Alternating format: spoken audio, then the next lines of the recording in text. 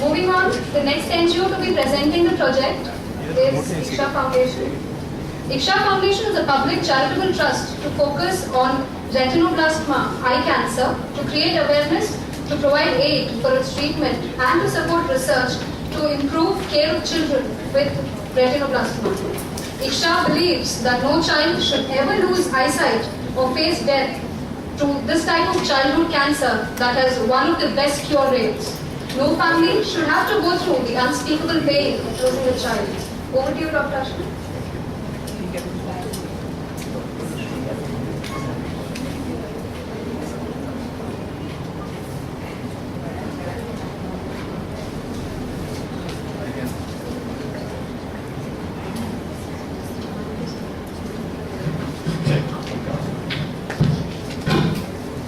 So thank you very much. I'm actually very inspired by the children of this institute. I would like to thank them for us having.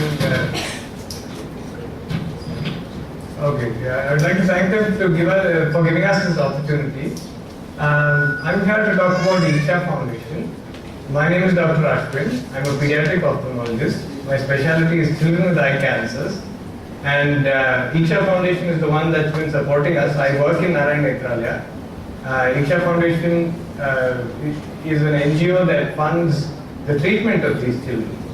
So, a little bit more about the disease itself. Retinoblastoma is the name of the cancer. It's not a very common cancer. It's a cancer that occurs about 1 in 18,000 children.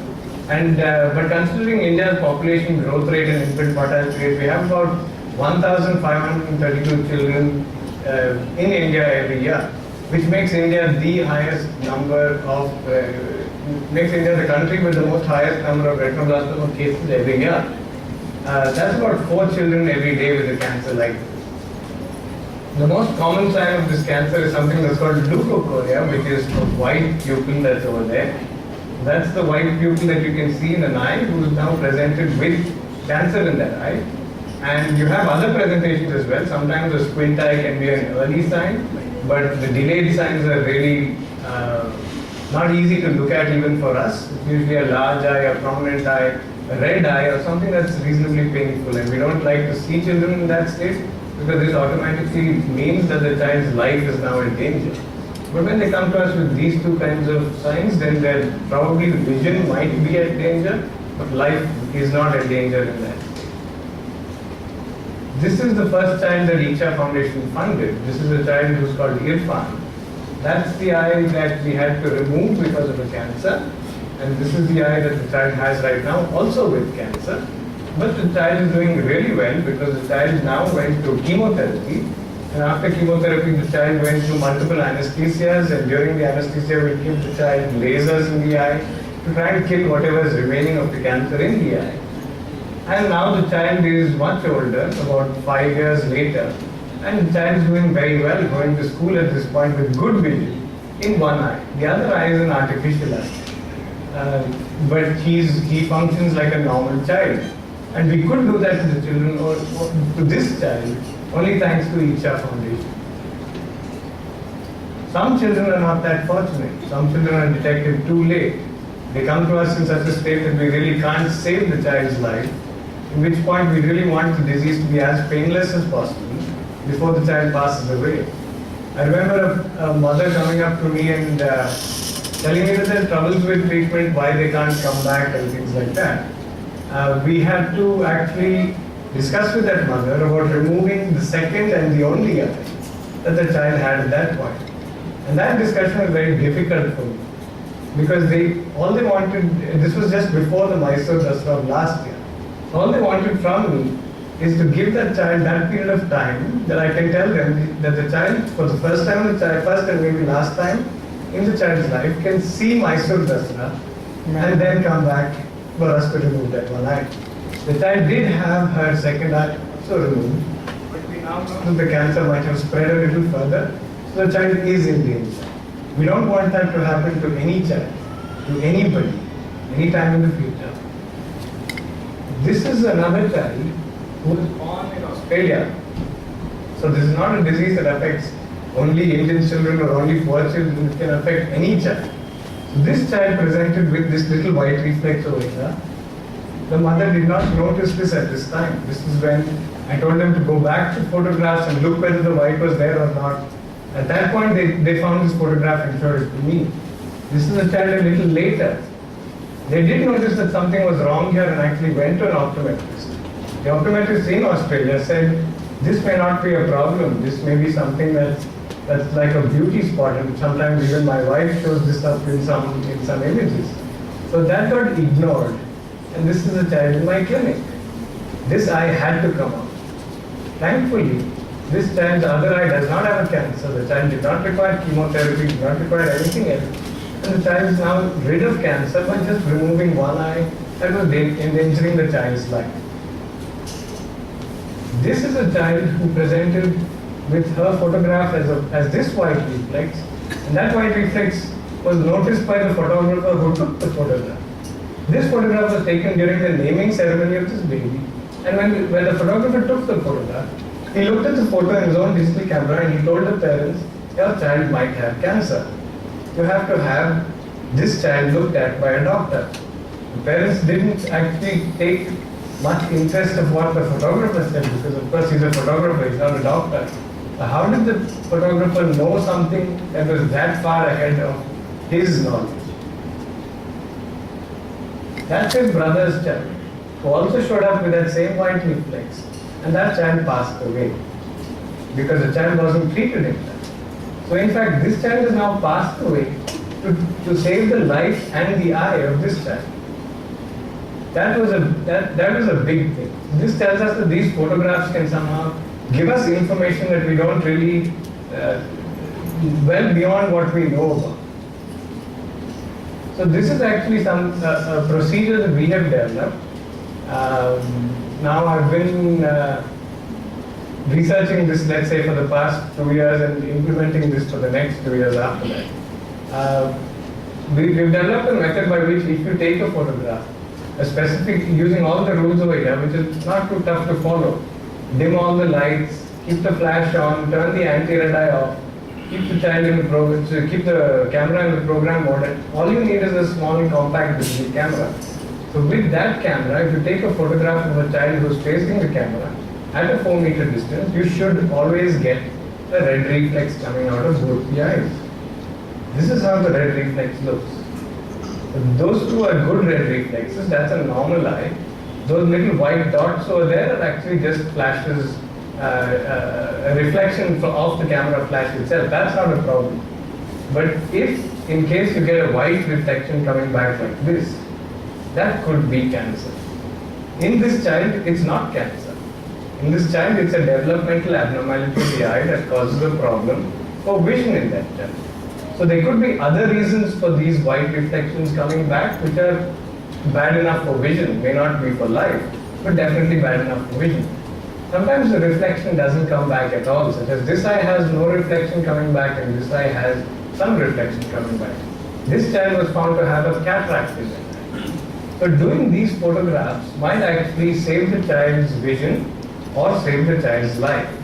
And that's something that Isha Foundation has now taken up because of the white reflex cause, to now try and see if this could be their CSR in such a way that people volunteer themselves to learn how to take these photographs and then go out into the community and take these photographs themselves. Maybe in the slum children that Madam presented, the workers that she's teaching in the sites, maybe somebody can go there and take some photograph like this.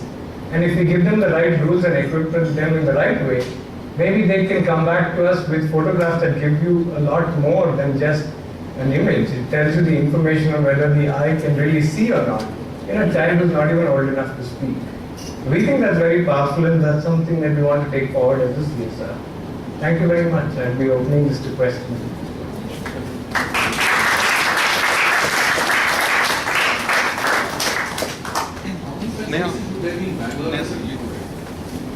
I see 2 new patients every month in my hospital, and I know I'm not the only one seeing this. So I think there should be something like 8 to 10 new patients in Bangalore. This would be from any class of society? Any class of society. This is a genetic cause for the cancer. So it doesn't discriminate with people who have money or who do not have money or who eat well and who do not eat well. It's just a predisposition. 1 in 18,000 children do get this. There's a very famous basketballer in the US whose son had the same problem. There's a famous rock group person in Canada whose son had the same problem. So it occurs, it happens across the world, 1 in 18,000. Yes. Other than the photo, how can you just identify there is a problem? So that white reflection can be seen even in the dark. So if it's a dark room like this, then you have one light shining in the back. The tumor itself is just behind the lens of the eye, and that tumor reflects back as white. So that's what you're seeing as white over there. That's something that parents notice.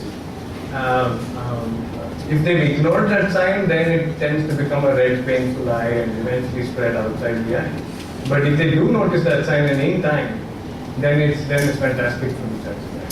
What about the tumor? It won't like a swallow or something that symptoms are not. So the two most common symptoms, 95% of the patients present to us either with a squint in the eye, because that means the cancer is affecting vision very early in its growth, or this white reflection there. And this white reflection is about 75% of the children of them.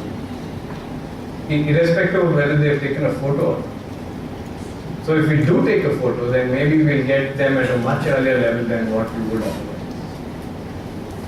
So, if I can just ask, what is the model of CSR equipment? Which target audience one, and what kind of funding are you looking for what kind of organization? So the target audience, as in who we'd like to volunteer for something like this, or who we are going to screen, right?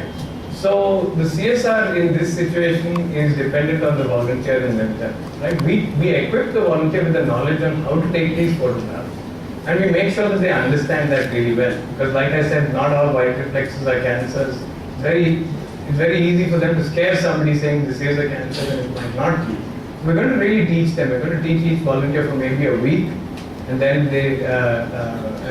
we test them for a little longer. And then what they would do is they would choose their own group of children that they want to screen.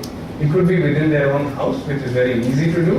What we really encourage that they do is go to an underserved area and screen the children there. There are many Anganwadis all around.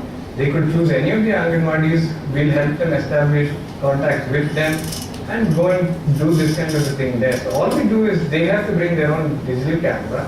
They get trained by us in a certain way. And when we're sure they know what they're doing, then we set them free in the community. That's the whole thing over here. We only need their time. We don't need funding for this specific project.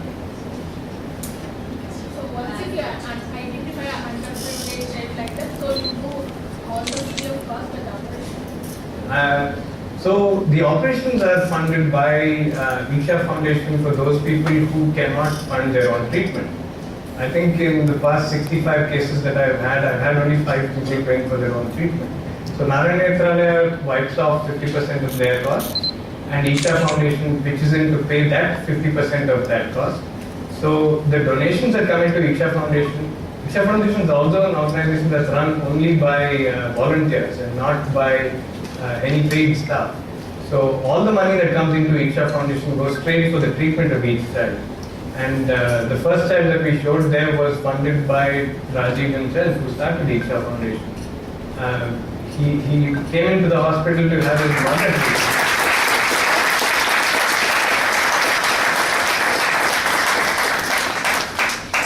He came into the hospital to have his mother treated, and he then came across this child, and I said, no, they don't have any money for funding, so the whole thing started from there. How much it will cost?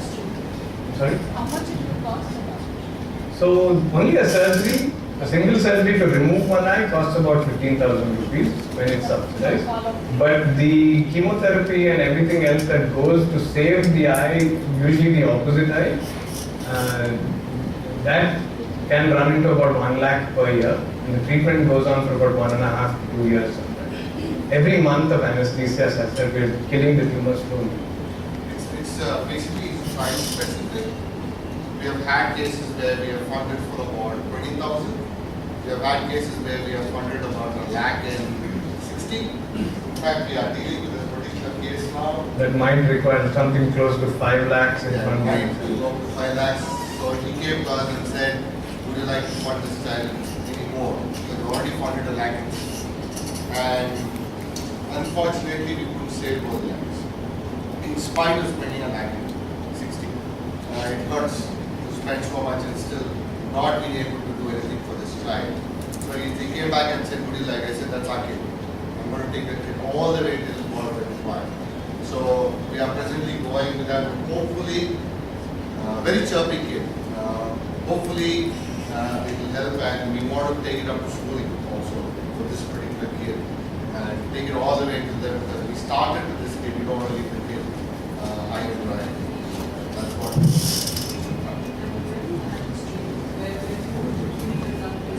So I'm in Narayan Netralaya. The most convenient place to do this is Narayan Netralaya. Narayan Netralaya will very easily volunteer their auditorium without a problem. And my time, yes. They Or pay if we my have a salary, larger so they group, volunteer my time. we can actually come to your place and also. Yeah, I guess if it's a larger group, I don't mind moving out of my hospital into the other, into an NGO. And I know that actually Bosch has spoken to Nitin before. I was coming to that actually. So he is making a device that can make an ice cream Yes, machine yes. for children. I presented the same presentation to him. So I know Can they're you doing see any collaboration between Bosch and Sure, Yeah. for sure, yeah. right? Okay, great. Oh, so I'm sure you've done a lot of research, the numbers and stuff. Can you Yeah. give us a little more demographics? You did mention that it's genetic and it could happen to anybody's kid, but some more age demographics could you provide? Because Under the age of 5 years is when we see this cancer. The most common age of presentation, if only one eye is affected, is 2.5 years of age. So that's a mean. But in India, it tends to be skewed towards 3 or 4 years. But with both eyes affected, the children are more predisposed, which means genetically predisposed, which also means they could pass this on to their children, and they might have inherited it from their parents. About 10% of the patients that I see inherited from their parents. So their parents might have had maybe even a cancer that dealt with itself, hiding somewhere in the eye, and the child then went on to get cancer. how do you link a child losing his vision? Do you think an eye donation can help him regain his vision? or With this it's, particular cancer, eye donation does not help. Because I wanted to know how do you then manage the correlation, because that is again another topic. Eye So donation the surgery per probably more se, yeah. So the surgery per se to remove the eye, removes a little bit of the optic nerve as well. When we do that, there is no way to replace that with the current technology. There is new technology with the bionic eye coming out, where they can have an external camera linked straight in. But that's maybe 15 years from now, and I hope Bosch will develop that. Oh my goodness, okay. So are you referring to Nitin or Nakul from Bosch? Also, it has to. Okay, I was like, who is Nitin now? Alright, thank you so much. Yes, please.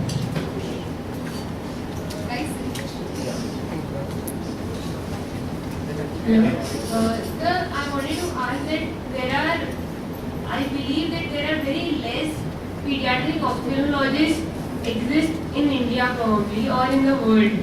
So how do you see this plan go growth?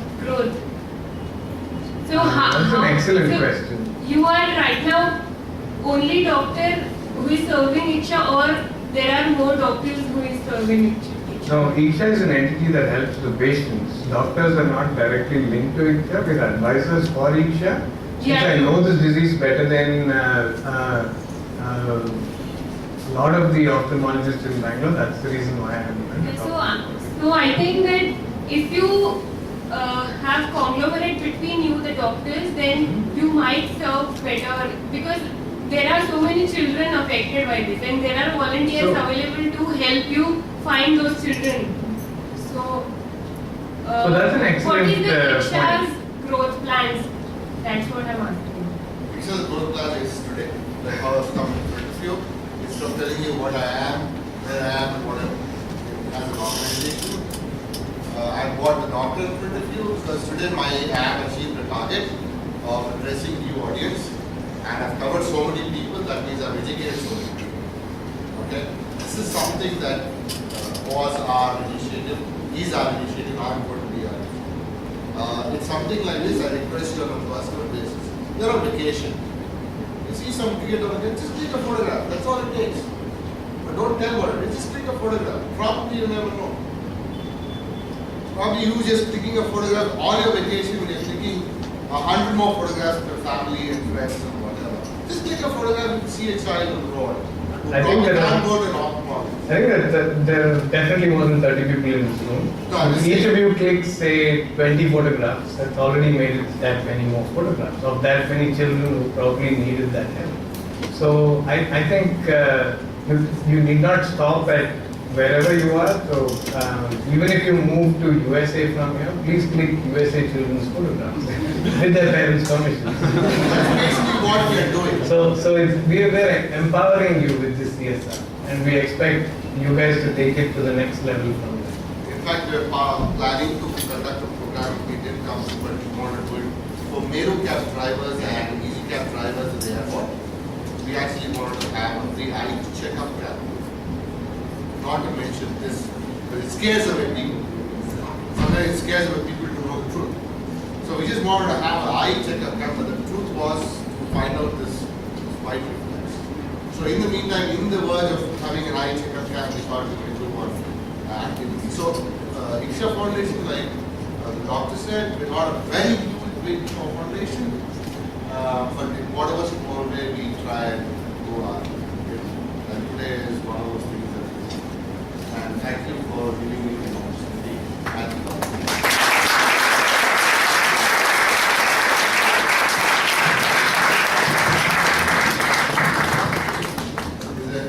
If you want to know more, you can go to the website. It's ikshafoundation.org. All the details are there for you to find out. And even if you want personally, you want to find out how to click a photograph, you can contact me or Dr. Ashwin. We'll be more than glad to. It's very simple. All you need is my camera. That's it.